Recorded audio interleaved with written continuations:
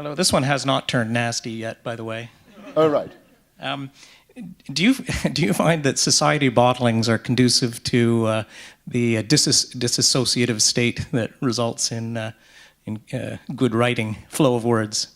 This Scotch Malt Society. It's Scotch Malt, yes. What an interesting question. No.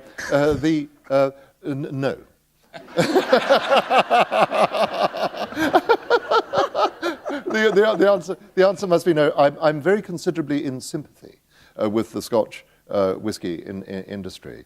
I have certain associations with them, and I'm a great fan of Scotch whisky.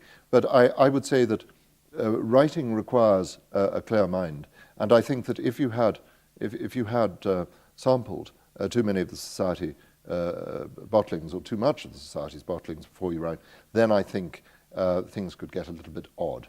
In fact, they're odd enough as it is, and therefore one wouldn't want to. So, I mean, you'd end up writing things like the Kubla Khan in Xanadu did Kubla Khan a stately pleasure dome decree, and so on, that sort of stuff, or William Burroughs or something like that. It's not a good idea. But thank you anyway for that, raising that. I just wanted to know, what's the strangest thing that a fan has ever asked you? That's very interesting. Thank you for that question. I do get some odd questions from the fans. I was asked the other day, apropos of nothing, whether I had a pet, which was in the middle of other questions about the books. And that came slightly from left field. But beyond that, there are certain questions that you're asked all the time. I could mention the not so strange things that I get asked, and the most common question is that all authors get, is where do you get your ideas from? That's a very, very standard question. And indeed, there's one author who got so fed up with that question that his standard response came from a mail order company in Kentucky. But have you got? Is there a strange question you would like to ask me? Because I'd be quite happy to take it. No. Oh well. But thank you for that. I will think about that, but I can't give you a further answer right now. Stumped. Good job. Next question. Thank you. Good evening. Good evening. I'm most familiar with the 44 Scotland series books, and now my distant Scottish relatives actually come from Glasgow. Oh, right. And so I recall that in the 44 Scotland Street books, the Bertie's family becomes involved with a gang of Glaswegian thugs. Yes. And so what I wonder about, that's the only sort of representation of Glasgow that I'm sort of aware of. So I'm wondering are you under any pressure to portray Glaswegians in maybe a more savory light? Do you have any plans for that? Well, thank you for that. You really have alighted upon a very interesting issue there, in that there's traditional friendly rivalry between Edinburgh and Glasgow, and Edinburgh's regarded by the Glaswegians as a little bit snooty. Glasgow had a big public relations campaign some years ago in which they came up with a wonderful slogan, which was Glasgow's miles better, and they ran together the S at the end of Glasgow's and miles, Glasgow smiles better. But Glasgow's miles better was a very effective PR campaign, because Glasgow clearly isn't. But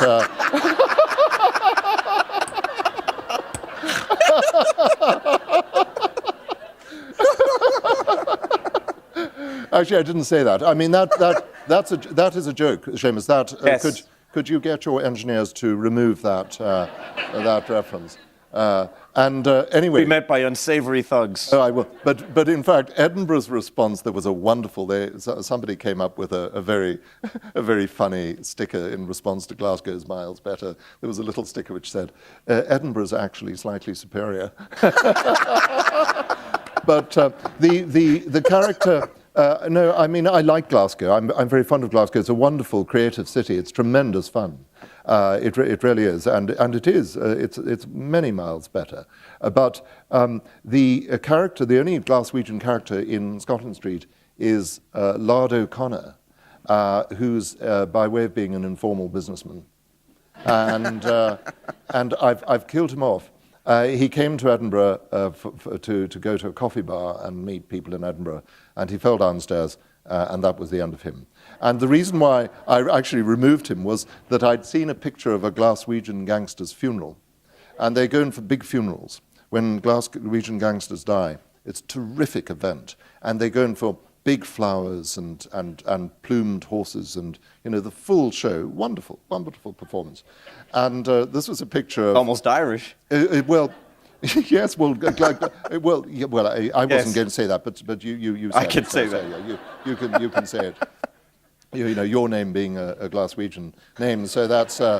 Anyway, Lard O'Connor comes, he has this fall, and he's removed. He's no longer with us.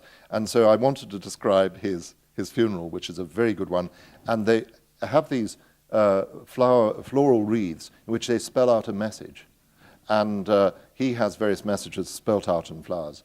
Big man is one of them. And quality is another one. And then another one, which simply says, dead.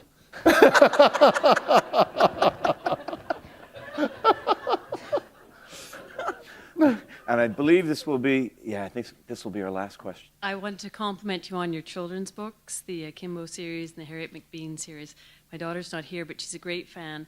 And I'm wondering what you would say to young readers, the youth, in terms of being a lifelong reader and perhaps even a writer one day. Well, I would encourage them greatly. I think I would encourage children to read because that in fact, I've got particular views on that. I would say that reading actually encourages moral imagination.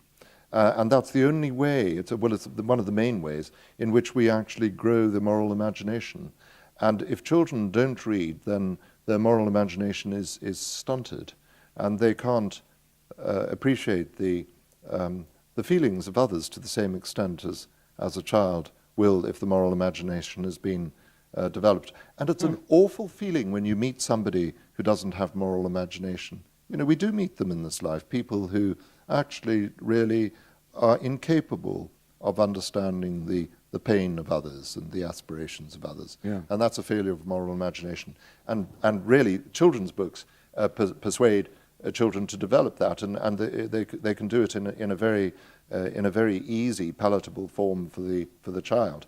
I mean, mind you, some of the books I read, my very first book as a boy, I remember it was a little blue book, and it was the boys' book of merchant shipping, which actually gave all the tonnages of the merchant fleet.